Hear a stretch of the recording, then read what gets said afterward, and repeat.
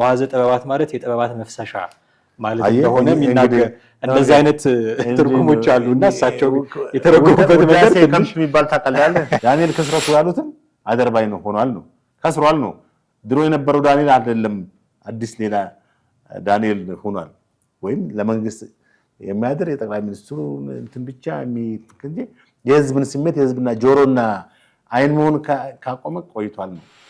ዲያቆን ዳንኤል ክብረት አወዛጋቢ ሰው ናቸው የሚል ነገር አንስተዋል። ብፁዕ ቅዱስ አቡነ ማትያስን ተችተዋል፣ ተናግረዋል። ስለዚህ ይሄ ኦርቶዶክሳውያንን ያሳዝኑ ሰው ስለሆኑ ቦታው አይገባቸውም። ሞያሌ እኮ ዘምቶ ነበር እኮ ዩኒቨርሲቲ ተማሪዎች የዛን ጊዜ ጥያቄ እንዘምታለን ብለው ጥያቄ ባነሱበት ጊዜ ከዘመቱ ሰዎች እኮ አንዱ ዳንኤል እኮ ክብረት ነው። በምርጫ ካርዳችን የምንገልጠው አቋም ሊኖረን ይችላል። ዳንኤል ክብረት የህወሓት መራሹን ኢህአዴግ ይቃወም ነበር፣ ሁሉም ሰው ያውቃል። አሁን ደግሞ የተሻለ ነገር መጣ ብሎ ካመነ አሁን ካለው መንግስት ጋር ቢሰራ ኃጢአት ነው ወይ?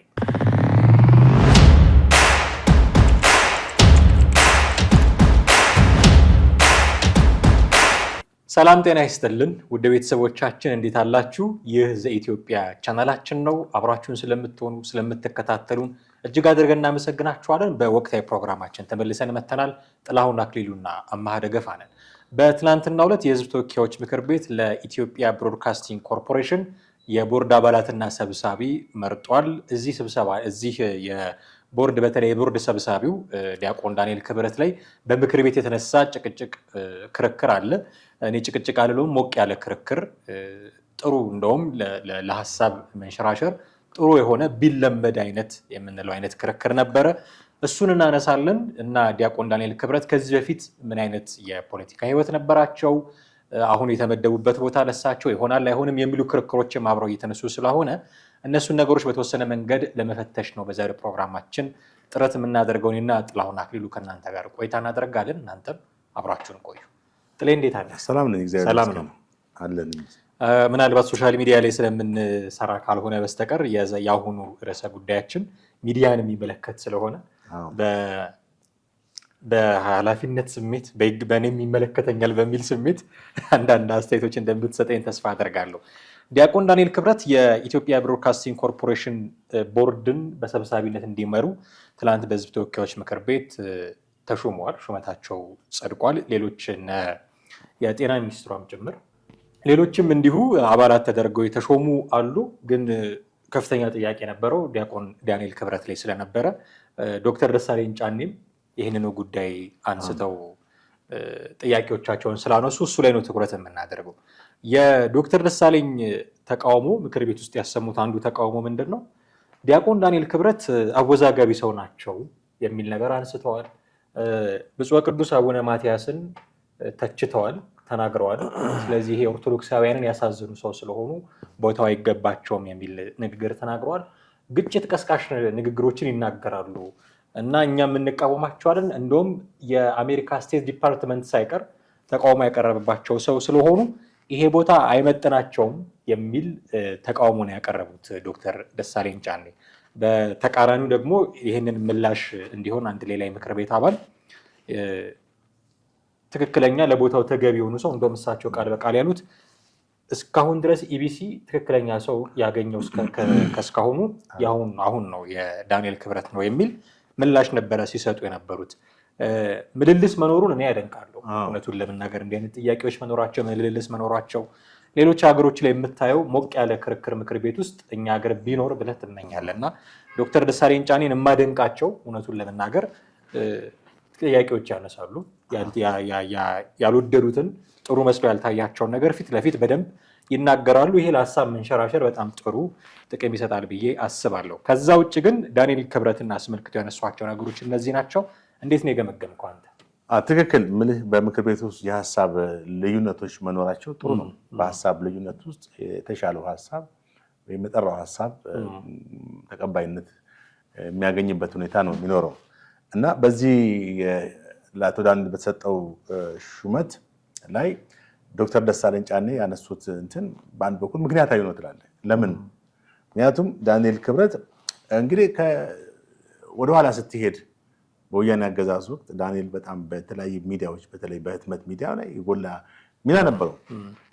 ራሱ የሚጽፈዋቸው ነገሮች አሉ። በቃለ መጠይቅ በሚቀርብበት ጊዜ የሚሰጣቸው በሳል ሀሳቦች ነበሩ። በወቅቱ የነበረውን ስርዓትን በጣም ይቃወም ነበረ ታውቃለህ። እና በአዲስ ጉዳይ በመሳሰሉ ትላልቅ መጽሔቶች ላይ በሳምንት በሚታተሙ መጽሔቶች ላይ እየቀረበ በማህበራዊ ጉዳይ፣ በፖለቲካ ጉዳይ፣ በተለያዩ በመንፈሳዊ ሃይማኖታዊ ጉዳይ ላይ በሳል እና ጠንካራ ሀሳቦች ይሰጠናል። በዛን ጊዜም በህዝብ ዘንድ በጣም ተቀባይነት ነበረው።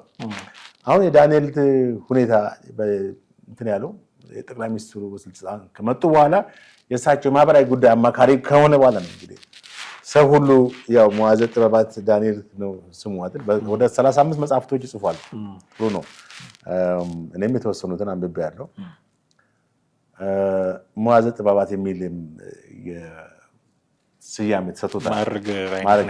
በሌላ በኩል ደግሞ ባለው በህዝብ ዘንድ ተቀባይነቱ በጣም እየቀነሰ ዲክላይን እያደረገ መጨረሻ ላይ ዳንኤል ክስረት ወደሚል ስሙን ሁሉ እንትን ማለት ደረሰበት ሁኔታ ነው የምትመለከተው። በይበልጥም በሶሻል ሚዲያ ላይ ከፍተኛ ትችት የሚቀርብበት ሰው ነው ዳንኤል እና አቶ ዶክተር ደሳለኝም አወዛጋቢ ነው ያሉት ትክክል ነው። አሁን ዳንኤል አወዛጋቢ ሆኖ ከምን አንጻር ነው? ከጠቅላይ ሚኒስትሩ ጋር በመሆን የህዝብ ድምፅ ከመሆን ይልቅ የህዝብን የልብ ትርታ አይቶ ለህዝብ መሰረታዊ ጥያቄ ምላሽ ከመስጠት ይልቅ እንግዲህ የፖለቲካ ፓርቲው ወገንተኝነትን ያሳየው ወይንም በቃ ከህዝብ ልብ ወጣ ማለት ነው ባጭሩ። ከህዝብ ልብ የወጣው ደግሞ በራሱ አካሄድ እኔ እዚህ ላይ ማነሳው ጥያቄ አቋሙን ልክ ነው ልክ አይደለም ብሎ መፈተሽ ነው የሚቀድመው ወይስ ማንኛውም ሰው እየተነሳ የገዢ ፓርቲ አባል በሆነ ቁጥር ሁሉም እየተነሳ ዱላ ማሳረፍ አለ? ነው የገዢ ፓርቲ አባልነት አይደለም። በተለያየ ጊዜ በሚሰጣቸው አባል አይደለም ግን አስተያየቶቹ ምናምን ያስታውቃሉ። በሚሰጣቸው አስተያየት የህዝብን ወይም ህዝብን መሰረት ያደረጉ አይደለም። ከህዝብ በተቃራኒ ነው የሚሰጠው። ብልህ ዳንኤልን ድሮ ሰው የሚያውቀው አሁን ለምሳሌ ዳንኤል እንደ አንድ ተራ ካድሬ ቢሆን ኖሮ ከዚህ በፊት የነበረው ተቀባይነት ባይሆን ኖሮ ወይም በህዝብ የማይታወቅ ሰው ቢሆን ኖሮ ምንም አይደለም። በቃ አንድ የስርዓቱ እንትን ነው ብለህ ተወስዷል። ባለስልጣን ላይ ያለ በስርዓት ውስጥ ማራመድ የሚገባውን ነገር የሚያራመድ። አሁን ችግሩ እኮ የተፈጠረው ምን መሰለህ? ዳንኤል በህዝብ ልብ ውስጥ የነበረ ሰው ነው። በህዝብ ውስጥ የሰረጸ ሰው ነው። በህዝብ ዘንድ አፕሩቭ የተደረገ በቃ ዳንኤል አዋቂ ነው፣ ለህዝብ የሚቆረቆር ነው፣ በመንፈሳዊም ደረጃ የቤተክርስቲያንም ተቆርቋሪ ነው ተብሎ የሚታሰብ ነው። እኔ 1983 ጀምሮ ዳንኤል ክብረትን አውቀዋለሁ፣ በአካልም አውቀዋለሁ፣ በርቀትም አውቀዋለሁ። በርቀት ምልህ እንደ ማንኛውም ሰው ከርቀት 1983 ሲዘምት ብሎ ዳንኤል የሚባል ዲያቆን ዳንኤል ሞያሌ እኮ ዘምቶ ነበር እኮ ዩኒቨርሲቲ ተማሪዎች የዛን ጊዜ ጥያቄ እንዘምታለን ብለው ጥያቄ ባነሱበት ጊዜ ከዘመቱ ሰዎች እኮ አንዱ ዳንኤል እኮ ክብረት ነው። 1983 ዓመተ ምህረት ወያኔ ደርግ ኮሎኔል መንግስቱን ጠርተው እንዘምታለን ብለው ጥያቄ ባቀረቡበት ወቅት ዩኒቨርሲቲ ከዘመቱ ሰዎች አንዱ ዳንኤል ነው እና የዛኔ ነው ስሙ መታወቅ የጀመረው። ከዛ በኋላ እያለ በቤተክርስቲያን በሚያቀርባቸው ስብከት እንትኖች ስብከትን ብቻም ሳይሆን ታሪካዊ ነገሮችን ታሪካዊ ይዘት ያላቸው ሃይማኖታዊ ይዘት ያላቸው ነገሮች በስፋት ያቀርባል። በስፋት የህዝብ ልብ ውስጥ እንትን በጣም ክሪቲክስ ጸሐፊ ነው። ይተቻልም ይይሳል በቃ እና በብዙ ዘርፈ ብዙ እውቀቶች ያሉት ጸሐፊ ነው። በዛ ላይ ፖለቲካ እንትኖችንም አውዶችንም ይተቻል። በይበልጥም የወያኔን ስርዓት ይተች ነበር። አሁን ወደ ስልጣን ሲመጣ የጠቅላይ ሚኒስትሩ አማካሪ ሲሆን የነበረው የዳንኤልና ድሮ የሚታወቀው ዳንኤል ከዛ ተቃራኒ ስለሆነ ነው ብዙ ሰዎች ዳንኤል ክስረት የማለት ሁኔታ ይመጣ። አሁን እንደ ዳንኤል ቆይ ዳንኤል ክብረት የሚለውን ወደ አንተ ዳንኤል ክስረት ወዳሉት ሰዎች ምናምን መቀየሩ የሰው ስሜት ነው። በዚህ መንገድ ቁጣቸውን ገልጸው ሊሆን ይችላል። ግን መብቱ አይደለም ወይ የሚል ጥያቄ መነሳት አለበት ብዬ አስባለሁ። ማንኛውም ሰው እኔ ሀገሬን የምጠቅመው አሁን ዳንኤል ክብረት የያዘው አቋም ልክ ነው እያልኩኝ አይደለም፣ ወይ ደግሞ ዳንኤል ክብረት የያዘው አቋም ልክ አይደለም የሚል ፍረጃ ውስጥ እየገባው አይደለም። አንድ ሰው ግን የትኛውንም መንገድ መከተል መብቱ ነው። ገብቶሃል? አሁን ከሱ ጋር ተከራክረክ በዚህ ጉዳይ ከአንተ ጋር ልዩነት አለኝ ብለህ ቁጭ ብለህ ተነጋግረህ ካሳመነህ ወይ ካሳመንከው አቋም ልትቀያየር ትችል ካልሆነ በስተቀር ማንኛውም ሰው መብቱ ነው። ለዚህ እኮ ነው አይደለም ምርጫ የሚያስፈልገው። እኔ እናንተ አንድ አይነት ነገር እንድናስብ አንጠበቅ። ሚዲያ ላይ ስለምንሰራ ሁልጊዜ መንግስትን መተቸት የለብንም። ሚዲያ ላይ ስለምንሰራ ሁልጊዜ መንግስትን ደግሞ መደገፍ የለብንም። የኔ አቋም ሌላ ነው፣ ያንተ አቋም ሌላ ነው። ምርጫ ሲመጣ ምናልባት የምናሳየው ነገር ሊሆን ይችላል። በምርጫ ካርዳችን የምንገልጠው አቋም ሊኖረን ይችላል። ዳንኤል ክብረት የህወሓት መራሹን ኢህአዴግ ይቃወም ነበር፣ ሁሉም ሰው ያውቃል። አሁን ደግሞ የተሻለ ነገር መጣ ብሎ ካመነ አሁን ካለው መንግስት ጋር ቢሰራ ኃጢአት ነው ወይ? ችግሩ ባለበት ስርዓት ውስጥ መሆኑ ወይም በብልጽግና ፓርቲ ውስጥ አንድ ስልጣን መያዙ የጠቅላይ ሚኒስትር አማካሪ መሆኑ አይደለም። ለቆመለት ዓላማ ትክክለኛ ሰው፣ ትክክለኛ አቋም የያዘ ትክክለኛ ፖለቲካ አስተሳሰብ እና በተለይም ደግሞ ህዝብን ለማገልገል እዛ ቦታ ላይ እንደተቀመጠ ሁሉ ከህዝብ ተቃራኒ መሆን የለበትም። ህዝብ ቁጣ ያሰማ በተደጋጋሚ እንዴ ይሄ እኮ የተጀመረው ስልጣን ላይ የዛሬ 5 ዓመት ሲወጣ እኮ ጀምሮ ነው። ቢያንስ በተወሰነው ጊዜ እንደዛ ነው እንዴ ህዝብ ጠልቶኛል እንዴ ህዝብ ከኔ በተቃራኒ ነው እንዴ? ህዝብ የምንለው ማን ነው? ህዝብ እንደጠላው በምንድን ነው ሜትሪክሳችን? ምንድን ነው ማረጋገጫችን? ማጆሪቲው ነው። የቱ ማጆሪቲ? ሰልፍ ወጥቶ ዳንኤል ክብረት ስልጣን ይልቀቅልን ያለ አካል አለ? ኖ እንግዲህ ሶሻል ሚዲያ ላይ ያለው ነው። ሶሻል ሚዲያ ብቻ አይደለም፣ የተለያዩ ሰዎች ላይ ስትነጋገር ታውቃለህ እኮ ለምሳሌ 10 ሰው ጋር ስትነጋገር 9 ሰዎች ዳንኤልን ስቲል በቂ ሳምፕል ሳይዝ የለንም። ዳንኤል ክብረትን ብዙ ሰዎች ይጠሉታል። እንግዲህ ሳምፕል ሳይዝ በምንድን ነው የምትወስደው ታዲያ? በእንትን እኮ ነው አጠቃላይ በአዲስ አበባ ከተማ ውስጥ ያለውን ፖፑሌሽን ኦብዘርቭ በማድረግ ወይም ለምሳሌ ዳታ ሴንሰስ በማድረግ የብልጽግና ፓርቲ ድጋፍ ቢጠራ መስቀል አደባባይን የሚያጥለቀልቅ የህዝብ ቁጥር ሊወጣ ይችላል። በኢህአዴግ የዛሬ 20 ዓመትም አቶ መለስ ዜናዊ የህዝብ ማዕበል ብለው ሳያውቁ ቅንጅት ግንቦት 30 የወጣው ግንቦት በሳምንቱ ነው አይደል? 27 እና 28 ነው እንደዚህ በቅዳሜና እሑድ እኮ ነው። ቅዳሜና እሑድ ቅዳሜ ያኛው ወጣ ኖ በሳምንቱ አይደል እንዴ? አይመስለኝም። ግንቦት 28 ኤኒዌይስ ሀሳቡ ገብቶኛል። በቃ ሚያዝያ 28 የኢህአዴግ ደጋፊ ወጣ 97 በሳምንቱ ደግሞ ነው ያኛው ወጣ መሰለኝ። እንግዲህ ሀሳቡን ተረድቻለሁ። ለሁለቱም ይወጣል። እሳቸው ማዕበል ያሉት እንደገና የህዝብ ማዕበል ነው ምናምን አሉት። የህዝብ ሱናሚ መጣባቸው። ስለዚህ አሁን የኢህአዴግ የዚህ መንግስት ተቃዋሚዎች ደጋፊ ቢባል ብዙ ሰው ይወጣል። ተቃዋሚ ቢባል ደግሞ ያን ያክል ይወጣል። ምንም ጥርጥር የለውም። እና ምንድነው መሰለህ አሁን ትልቁ ነገር በፖለቲካ ውስጥ አካውንታቢሊቲ ያስፈልጋል። ተጠያቂነት። አንድ ጽሁፍ ላይ ምን ይላል? ተጠያቂነት ዋና ዋናዎቹ መርሆች እውነተኛነት፣ ሐቀኝነት፣ ግልጽ ተጠያቂነት፣ ለህግ የበላይነት፣ ፍጹም መገዛት የሚጠይቅ ሲሆን ፖለቲከኞች ለጊዜያዊ ጥቅም ሲሉ ስልታዊ ውሸትንና ህዝብን የማሳሳት ድርጊቶችን ከመጠቀም መቆጠብ ይኖርባቸዋል። ተጠያቂነት ማለት ለሚወስዱት ውሳኔዎችና ለሚመጡ ውጤቶች፣ ለሚያስተላልፉት መልእክቶች ኃላፊነትን መውሰድ ነው። በሽንፈት ወይም በስህተት ወቅት ሌሎችን አካላት መውቀስና ማማካኛት አለመሆኑ በግልጽ ያስገነዝባል ይላል። ስለዚህ እዚህ ጋር የምትመለከተው የስነ ምግባርና የሞራል ጉዳይ ነው። ዳንኤል ክብረት ምናልባት እንግዲህ ሁለት አማራጭ ሊኖረው ነው። ወይ ከዛኛው መንግስት ነው ወይ ከህዝብ መሆን አይነት ነገር ግን በዛ መንግስትም ሆኖ ፖዚቲቭ የሆኑ ነገሮችን አንዳንድ ጠርዝ የረገጡ ህዝብን የሚያስከፉ ነገሮችን ባይናገርና ኢቭን መልክ እንደ የግድ እኮ ዋሽት አይኖርበትም እኮ ዋሽቷል እያልን እየደመደምን እንዳይሆን ምን ያው በህዝብ ዘንድ የተሰጠው ትርጉም በዛ አንፃር ነው። ለምሳሌ አንድ ነገር ልንገርህ እዚህ ጋር ስለ ኢትዮጵያ ሲናገሩ አለ ጠቅላይ ሚኒስትሩ ምንድነው ያለው? እንባ አይናቸውን ይሞላል በነገራችን ላይ የሚል ፕሮግራም ከደረጃ ኃይሌ ጋር ተናግሯል። ዛሬ ተናግሯል። እዛ ቦታ ከደረጃ ጋር ሲናገር ጠቅላይ ሚኒስትሩ በጣም የሚያንቆለጳጵሱና በጣም አጋኖ ብልህ በጣም እንትን አድርጎ አቅርቧታል። እንግዲህ አሁን ጠቅላይ ሚኒስትሩን ቀን በቀን የሚያገኛቸው ሰው ነው ዲያቆን ዳንኤል ክብረት። እኔ እናንተ የምናገኛቸው ሰው አይደሉም። ስለ ኢትዮጵያ ሲያወሩ ያልቅሱ ይሳቁ የምናውቀው ነገር የለም። ዳንኤል ያለንን አዚቲዝ ከመውሰድ ውጭ ምርጫ የለንም። አያለቅሱም ብዬ ያው ልከራከር አልችልም። ጠቅላይ ሚኒስትሩ የህዳሴ ግድብ ሲመረቅ ሲያለቅሱ አይተናቸው። ለህዳሴ ግድብ ያለቀሰ አይን ለኢትዮጵያ ያለቅስም ብዬ እኔ ልካ ጉንጭ አልፋ ክርክር ልገጥም አልችልም። ዳንኤል እንደዚህ ስላለ ዋሽቷል ልል አልችልም።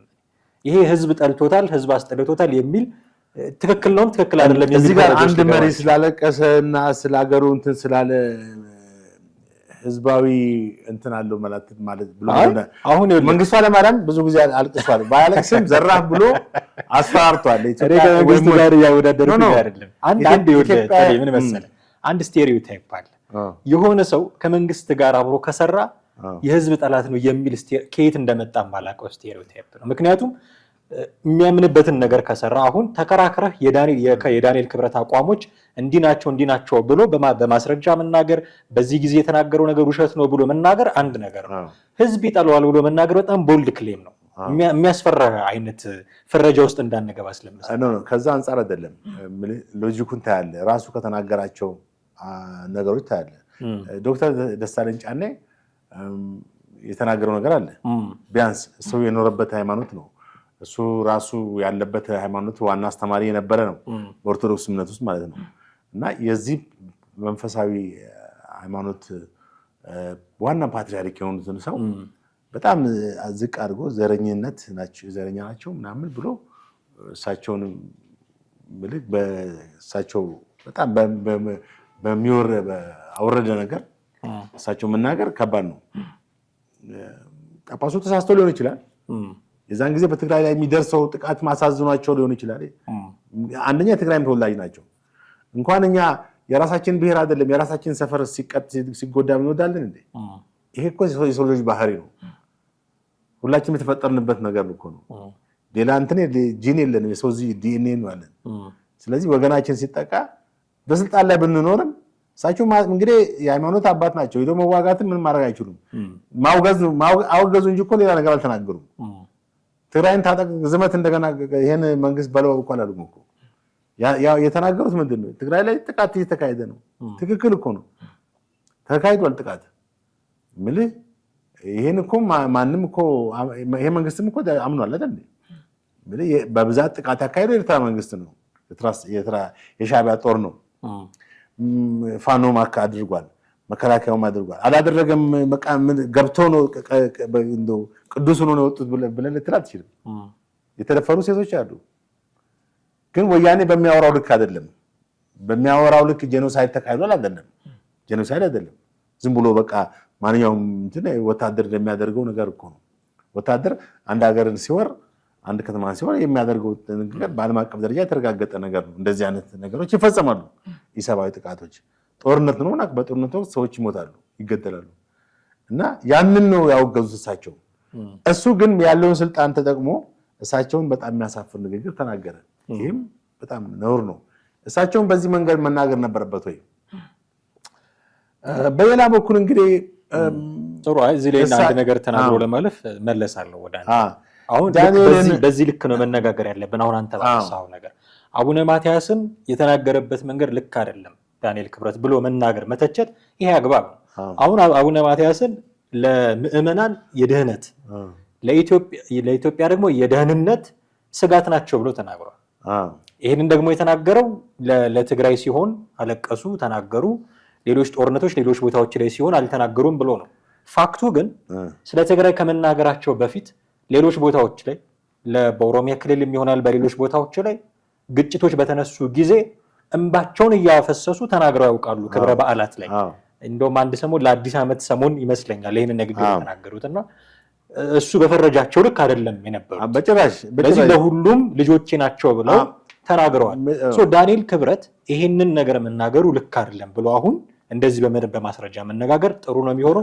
የዶክተር ደሳለኝንም ጉዳይ በዚህ መንገድ ታደንቃለህ። እንዲህ የሚናገር ሰው ስለሆነ ዳንኤል ክብረት የኢቢሲ የቦርድ ሰብሳቢ ሊሆን አይገባውም የሚል ከዛ ተቃውሞን ታቀርባለህ። ይሄ ተገቢ ተቃውሞ ነው። ትክክል። አሁን ሚዲያ ነው እንግዲህ ኢቢሲ ትልቅ ሚዲያ ኮርፖሬሽን ነው። የሀገሪቱ የመንግስት ሚዲያ ነው። የፈለገ ቢሆን የመንግስት መረጃዎች የሚወጡት በዛ ነው። በአሁኑ ሰዓት እንግዲህ ሚዲያ ሁሉ ነገር ወደዚህ ወደ የሚዲያ እንትኑ ራሱ ታጥፏል ማለት ይቻላል። ሰዎች ከመንግስት ሚዲያ መረጃን ከመስማት ይልቅ በእጃቸው ላይ ባለው ስልክ እየሰሙ ነው። ዞሮ ዞሮ ግን የመንግስት ሚዲያ ነው፣ ተቋም ነው። ስለዚህ መንግስት በፌስቡክ አይደለም መረጃዎችን የሚያስተላልፍ፣ በዩቲዩብ አይደለም፣ በኢትዮጵያ ቴሌቪዥን ነው። በኢትዮጵያ ቴሌቪዥን ላይ ማየት አስፈላጊ ነው። ዝም ብሎ የመንግስት ፕሮፓጋንዳ ነው ብሎ ከማለፍ ይልቅ የሚወጡ መረጃዎች በቀደም አሁን የፓርላማውን ቀጥታ ሲተላለፍ የነበረው በሶሻል ሚዲያ ነበር፣ በኢትዮጵያ ቴሌቪዥን ነበር፣ በፋናና በቴሌቪዥን ስርጭትም የሶሻል ሚዲያም ከቨሬጅ አለው። በእርግጥ በዚህ ጊዜ ሶሻል ሚዲያ ከቨሬጅን አናንቆ ማየት እንትን አድርጎ ነው። እዛ ቦታው ተገኝተው ነው።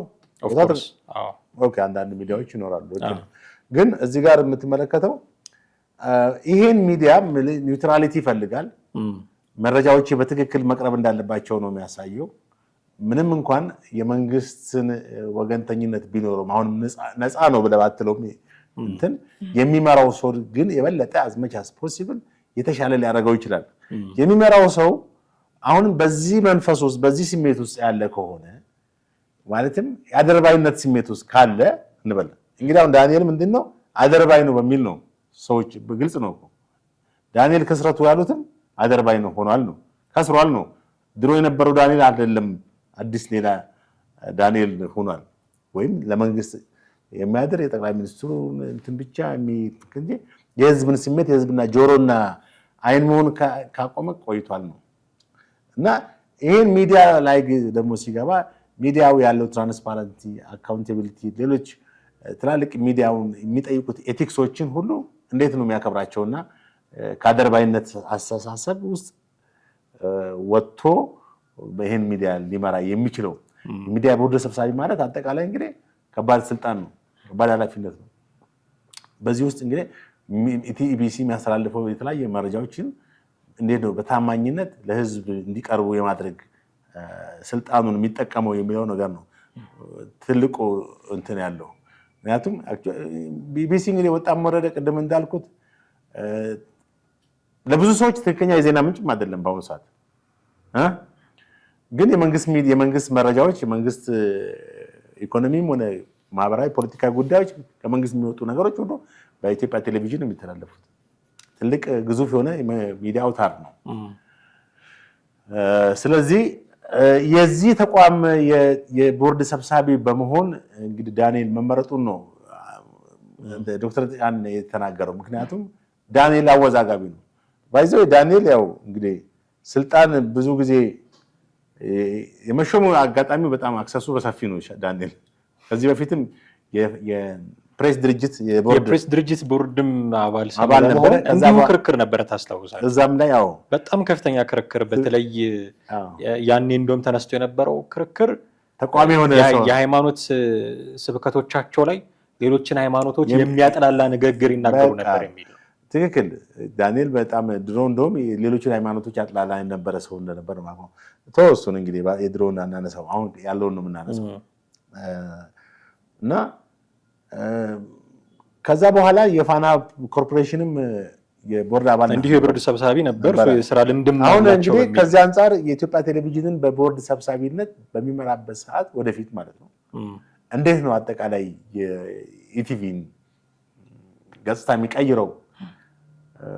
የበለጠ ወደ መንግስት ተለጣፊነቱን ያጨምርበታል ወይንስ ሚዲያው ለህዝብ ተደራሽነት፣ ተአማኒነትና ተቀባይነት እንዲኖረው፣ ተደማጭነት እንዲኖረው የማድረግ ሁኔታ ይፈጠራል? ይሄን እንግዲህ ወደፊት የምንመለከተው ነው የሚሆነው። ዳንኤል ሙሉ ለሙሉ ራሱ ሊለውጥ የሚችል አጋጣሚ ነው። ወደ ህዝብ ለመግባት የሚችልበትን ትልቅ አክሰስ ነው። በአንድ በኩል ምናልባትም የዶክተር ደሳለኝን ንግግር ስለሰማም እሳቸው ባሉበት ተቃራኒ ደግሞ ሊሄድ ይችላል።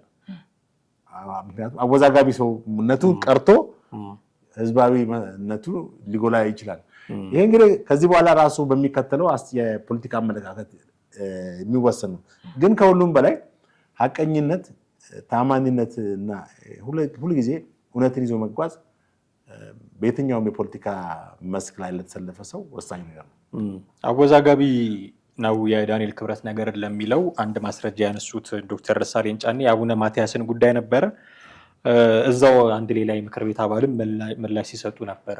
አቡነ ማትያስ ፖለቲካ ውስጥ ስለገቡ ትክክለኛ ምላሽ ነው የተሰጣቸው የሚል መልስ ሲሰጡ ነበረ። የሃይማኖት አባቶችን ጉዳይ ምክር ቤት አምጥቶ በዚህ ደረጃ መነጋገሩ ሪሊቨንት ነው ወይ? እኔ እንደውም ይሄ ምክር ቤት አባል እምልህ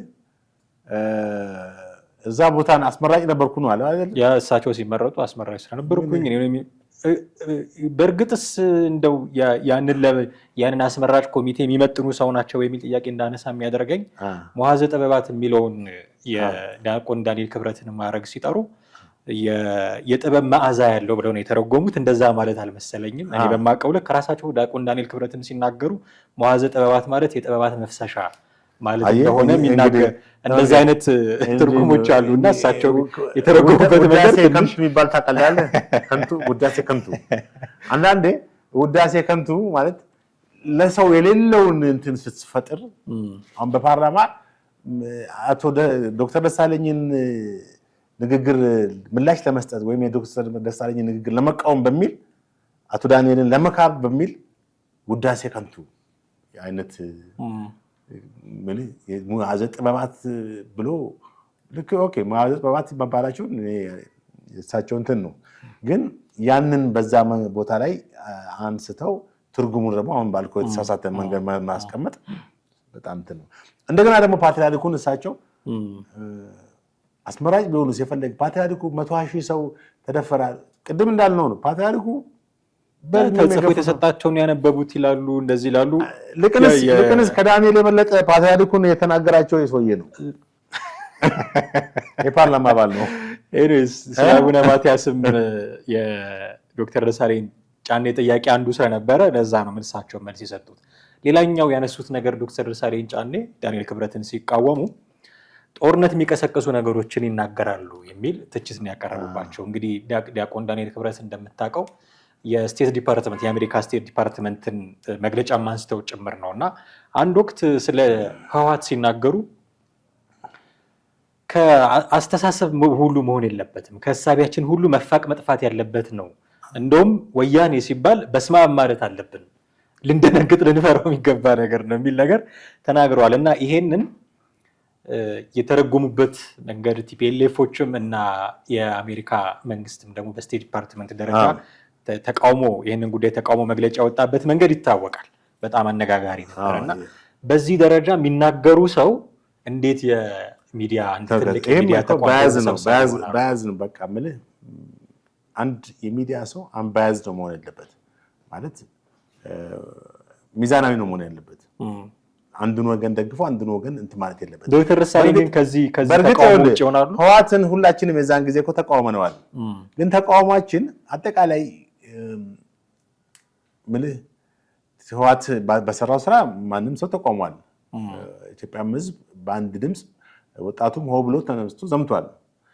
ግን አሁን እዛቸው እንትን ያሉበት ሁኔታ ከዚህ በኋላ ህወሓት የሚባለው ስም መነሳትም ስሙ ራሱ ከአእምሮ መፋቅ አለበት ነው ያሉት።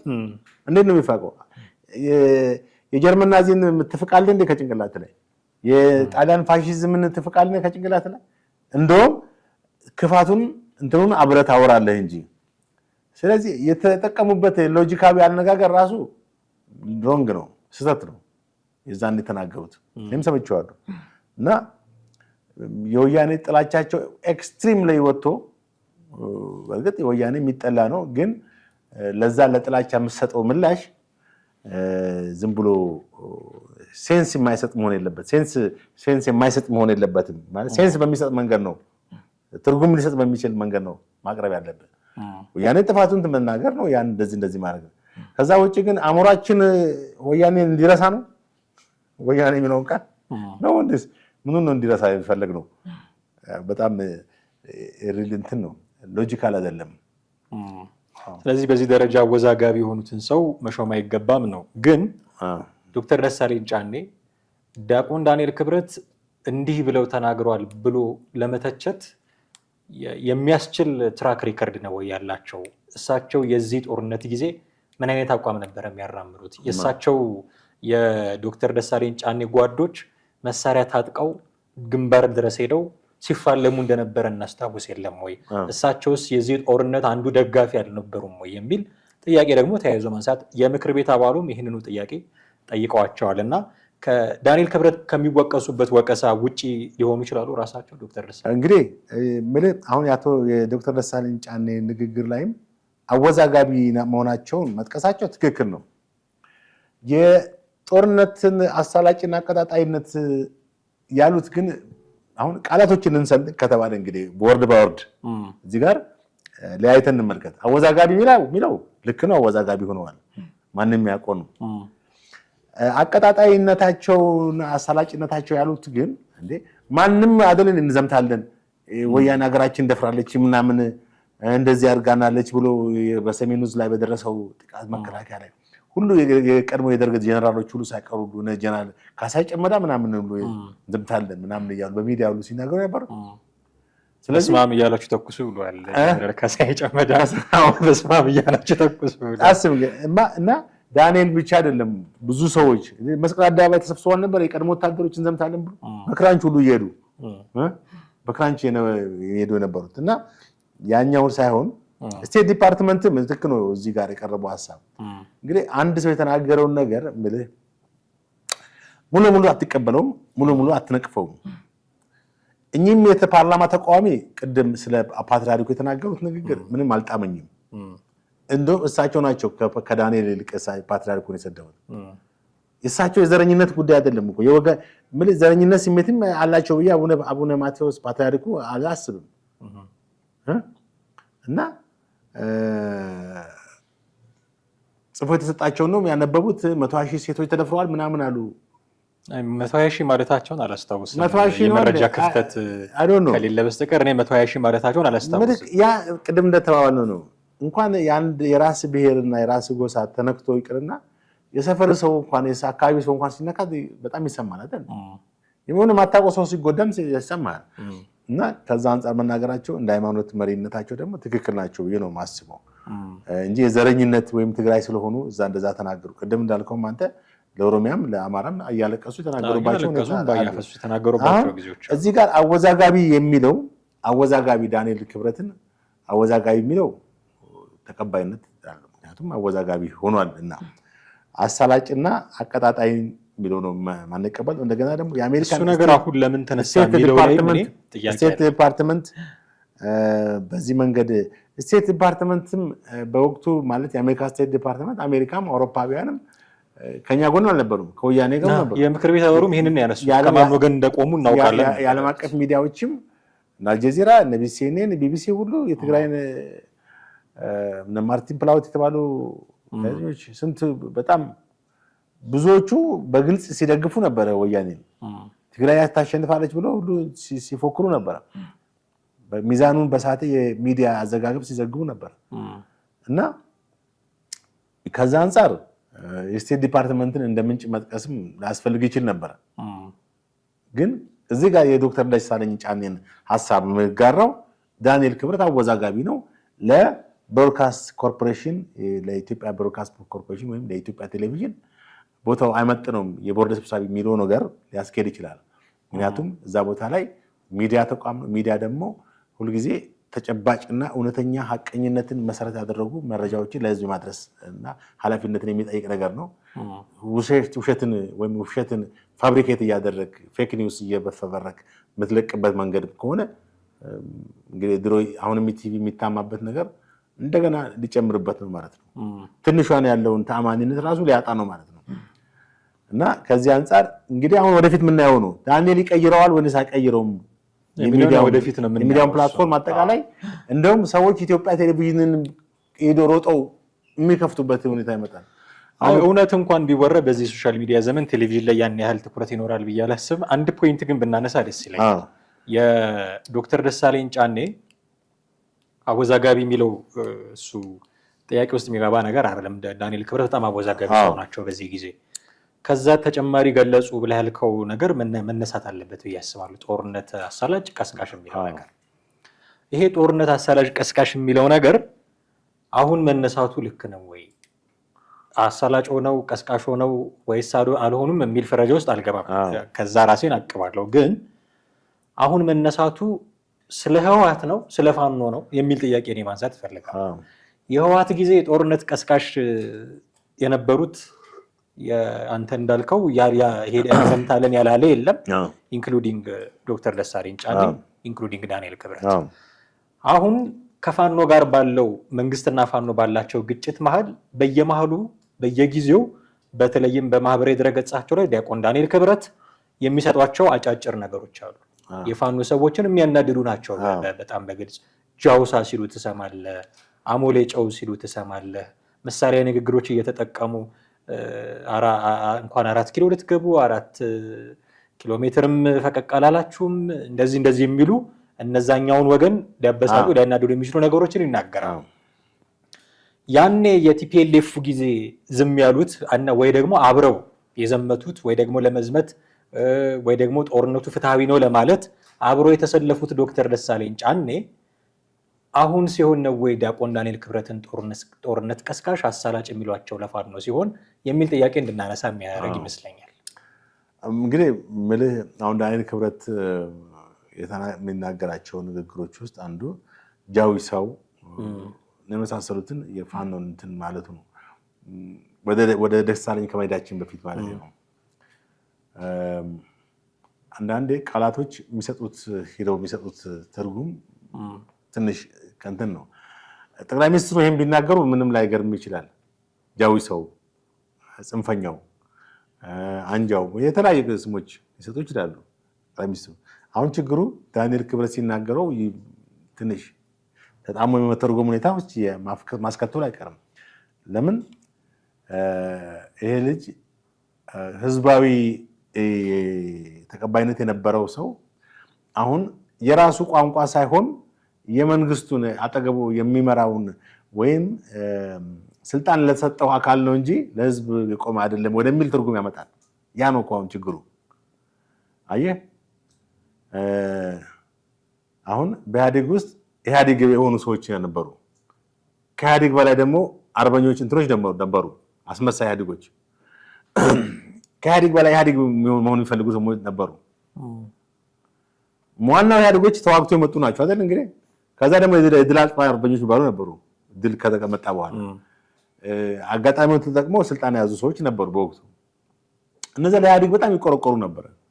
ውሸታቸውን ነው ማለት እውነተኛው ታጋዮች አይደሉም። እነዛ ታጋዮች የያዙት የፖለቲካ ርዕዮተ ዓለም ውሸትም ቢሆን ለህዝብ የማይጠቅምም ቢሆን የሚያምኑበትን ነው የያዙት። አሁን እዚህ ጋር ስትመጣም ዳንኤል ክብረት የተናገረውን ነገር ጠቅላይ ሚኒስትሩ ቢናገሩት እንደውም ሰው ሚዲያው ተቀባብሎ ይናገሩ ነበር፣ ጃውሳው ተብሎ። ዳንኤል ክብረት በመናገሩ ግን ዳንኤል ክብረት ማን ነው የሚለው ነገር ወደ ኋላ መለስ ብሎ ሲታይ ከህዝብ ጋር የቆመ ከህዝብ መሰረት ያለው ህዝብ ተቀባይነት የነበረው ሰው እንደገና ወደ ስልጣን መጥቶ በስልጣን ላይ ብላለው እንትን በእውነት አምኖበት ነው ስልጣን ስለተሰጠው ነው ወይስ ወደ ሌላ አንድ ነው የሚለው ነገር ትርጉም ስለሚያሰጠው ነው። ከዛ አንፃር ነው እና ዶክተር ደሳለኝ ጫኔ ደግሞ ከዚህ አንፃር መናገሩ እንግዲህ ሁሉንም እየተቸን እና እኛም ቃላቶችን የፈታታ ነው የምንሄደው። ዶክተር ደሳለኝ ጫኔ በእርግጥ አብሮ በጦርነቱ ወቅት በሰሜኑ ጦርነት ወቅት እሳቸውም እንደማንኛውም ደጋፊ ነበሩ። ግን አሁን ይሄ ጊዜም ራሱ የፖለቲካ እንትንም እኮ ሌላ መልክ ሊያስይዘው ይችላል። ስለዚህ አሁን ዶክተር ደሳለኝ ቅድም እንዳልኩት አወዛጋቢ ናቸው ብለው ዶክተር ዳንኤልን መናገራቸው ብቻ ነው እንጂ ሌሎች የተናገሯቸውን እንኳን አልተቀበልኩም። የአሜሪካ ስቴት ዲፓርትመንት እንደዚህ ያለ ብሎ አልተቀበልኩም። የጦርነት አሳላጭና አቀጣጣይ ናቸው ያሉትን አልተቀበልኩም። ምክንያቱም ወቅቱ ነው ዘራፍ የምትልበት ጊዜ ነበር እዛኔ። አሁን እዚህ ጋር ቆመህ ዘራፍ ብትል ሌላ ትርጉም ነው የሚያሰጥህ አይደል እንዴ? በወቅቱ ሁሉም ከመንግስት ጋር ነበረ። አሁን ደግሞ ሌላ መልክ ነው ያለው። አሁን ከፋኖ ጋር በሚደረገው ጦርነት ዘራፍ ማለት አለባቸው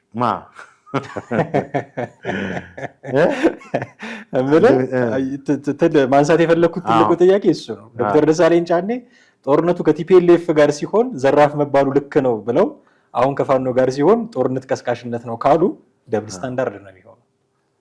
ኦፍ ኮርስ እሱ ማለት አሻሚ ነው እንግዲህ ፖለቲካ እንትኑ እኮ ፖለቲካ ራሱ በአውዱ ስተረጉመውና በአውዱ ላይ የሚሰጠው ትርጉም እንደ እንትኑ ይለያያል። እንደ ፖለቲካ አመለካከት ይለያያል። ዞሮ ዞሮ የዳንኤል ክብረት በኢትዮጵያ ቴሌቪዥን ወይም በኢትዮጵያ ኮርፖሬሽን ቦርድ አባል መሆኑ በአወዛጋቢነቱ ሳይፈታ ወደ ስልጣን ወደዛ መጣ። ከዚህ በኋላ ግን መሾም አለበት የለበትም ብለን ከመከራከር ከዚህ በኋላ እስቲ በኢትዮጵያ ቴሌቪዥን ላይ ጥሩ የሚሆኑቹን ነገሮች የሚያመጣው ለውጥ ይኖራል ወይ ይበላሻል የበለጠ ወይ ይጠራል እና የተከታተሉ ሂስ ማድረግ አይሻላል። ጥሩ ነው የሚሆነው። በጣም አድርጌ አመሰግናለሁ ጥሌ። ውድ ቤተሰቦቻችን እናንተም ከኛ ጋር የነበራችሁ ቆይታ እጅግ አድርገን እናመሰግናችኋለን። የዛሬው ፕሮግራማችንን እዚህ ላይ ለማብቃት እንገደዳለን። በሚቀጥለው ጊዜ በሌላ ርዕሰ ጉዳይ እንጠብቃችኋለን። ሀሳብ አስተያየት ካላችሁ የትኛውንም ሀሳብና አስተያየት በተለመደው የመገናኛ መስመር ልትነግሩን ልታደርሱን ትችላላችሁ። ለሚቀጥሉት ፕሮግራሞቻችን ግብአት ስለሚሆኑ እሱን ማድረጋችሁን አትዘንጉ። ጥላሁን አክሊሉና አማሃ ደግፋ ነበርን። ጤና ይስጥልን።